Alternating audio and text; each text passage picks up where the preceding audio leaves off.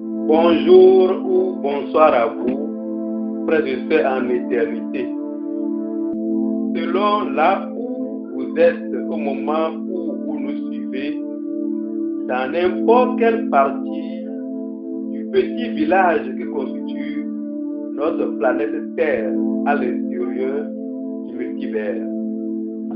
J'espère que vous vous portez bien. Nous remercions notre Père suprême, l'absolu, le Père mais créateur, tous les logos galactiques et solaires et nos présents je suis qui veillent sur chacun de nous dans l'accomplissement de notre scénario au plan de vie que nous avons écrit nous-mêmes avant de faire partie de la création.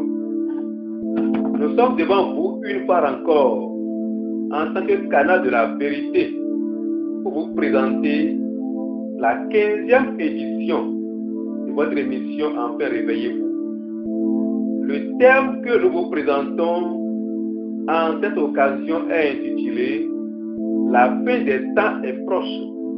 Apprêtons-nous pour les noces célestes ».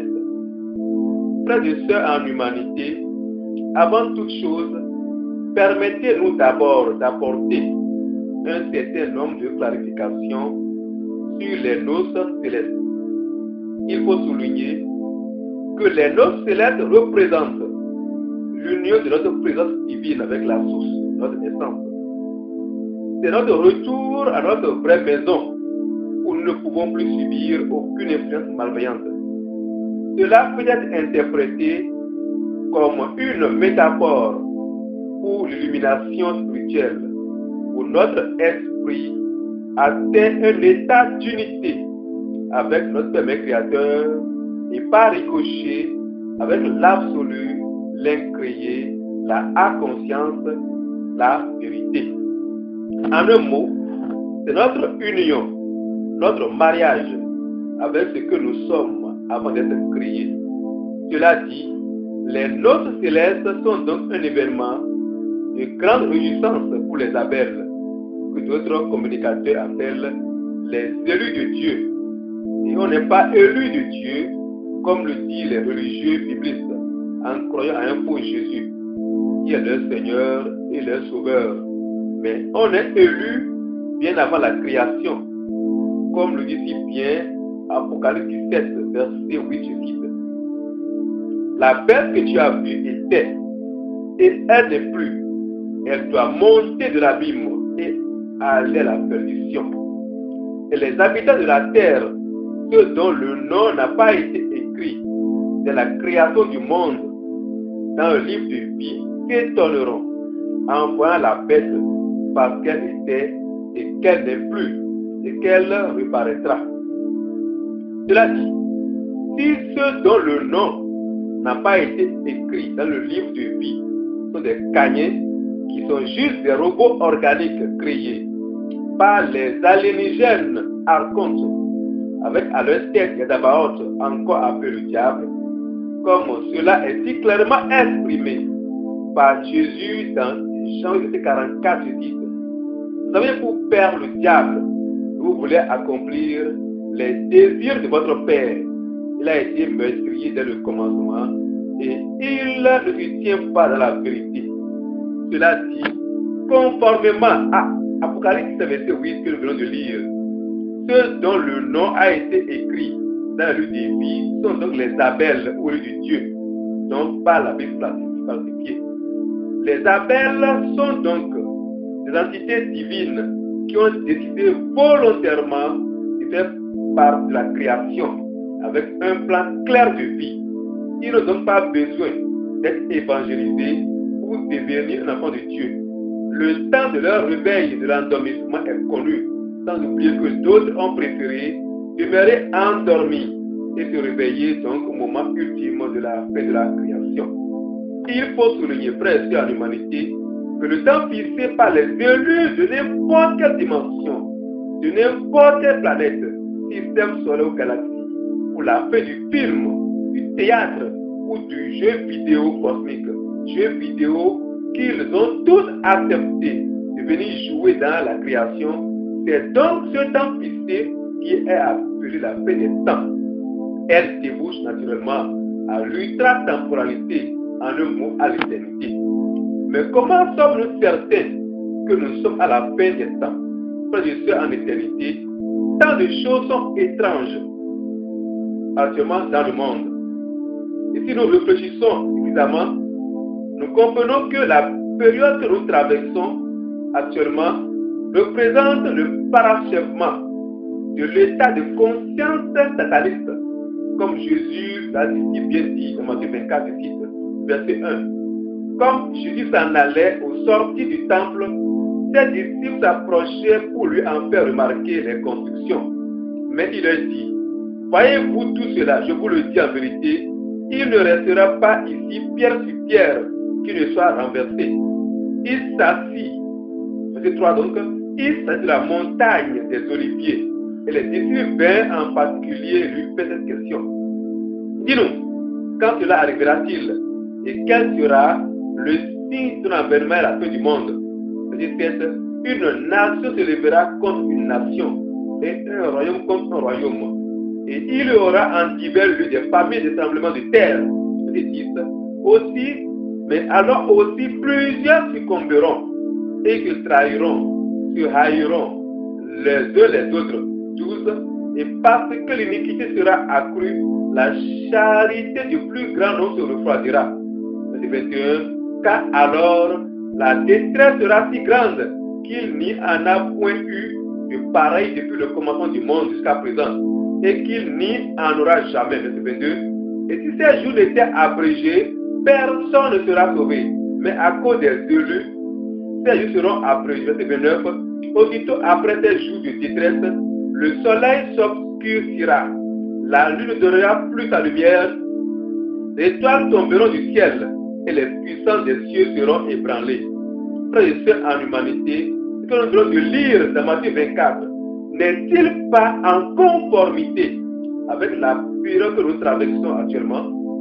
La guerre, l'insécurité, l'amour effrayé de l'argent, les crimes crapuleux, les infanticides, les homicides, la sexualité dégradante, l'injustice, le cannibalisme, ne sont-ils pas les maux qui minent notre société planétaire? Actuellement, des incendies ravageurs avec des hectares de domaines en feu sans répit, la montée des eaux, des menaces de tsunami dans plusieurs régions du monde qui inquiètent les grandes institutions mondiales et les séismes, les ouragans, des typhons, des cyclones et autres tempêtes, provoquant de grandes dévastations avec des vitesses effrayantes, sont-ils pas devenus une punition de la nature, observable dans plusieurs parties de la planète? La troisième guerre mondiale n'est-elle pas en train d'être préparée devant nous? Nous savons que les deux guerres mondiales ont duré de 1914 à 1918 et de 1939 à 1945. Mais cette troisième guerre ne durera qu'une semaine, avec la puissance des armes nucléaires en vue. Cela dit, tout ce qui a été annoncé par les prophéties se déroule devant nous. Et il faut être dupe pour ne pas l'apercevoir. Pour ceux qui sont dupes, ceux qui contrôlent la terre depuis 120 000 ans et leur pire homo sapiens sapiens les préparent au jour le jour à l'impossibilité du fait des temps, les poussant pour ainsi dire à croire à n'importe quoi, pour peu qu'on le leur répète suffisamment. Souvent, ce que l'on fabrique les événements qui créent la mentalité de la conscience du public. Il n'y a rien de meilleur au-delà de la vie actuelle, les poussant à s'accrocher au matériel. Un homme politique d'une grande nation, dans une époque récente de grande tribulation sur la terre, n'a-t-il pas dit que les démons sont relâchés sur notre planète? Et ces propos ne confirment-ils pas ce que Apocalypse 20, verset 1 à je cite, verset 1, puis je vis un ange descendre du ciel, il tenait à la main la clé de la Bible et une grande chaîne. Verset 2, il s'empara du dragon, le serpent ancien qui est le diable et Satan, l'enchaîna pour 1000 ans. Verset 3, et le jeta dans l'abîme, il ferma et scella l'entrée au-dessus de lui afin qu'il n'égare plus les nations jusqu'à ce que les 1000 ans soient passés. après cela, il faut qu'il soit relâché pour un peu de temps. Je fais la partie après cela, il faut qu'il soit relâché pour un peu de temps. Cela dit, cet homme d'État qui dirige la fille aînée de l'Église a pu dire cela. Nous savons donc que peu de temps, frères et sœurs, en humanité, nous reste encore pour l'accomplissement de notre humanité. Nul ne sait ni le jour ni l'heure avec précision, mais nous sommes sans aucun doute déjà dans les événements qui vont conduire au grand événement de la fin des temps. Pour preuve, observez bien, et vous constaterez que le monde est en train de se fondre devant nous. Et aucun homme n'est respecté dans la société actuelle. Les hommes sont assoiffés de pouvoir. Et certains homo sapiens sont prêts à tout même tuer leur prochain pour du matériel. Les jeunes agissent comme des robots. Sont devenus des problèmes pour leurs parents.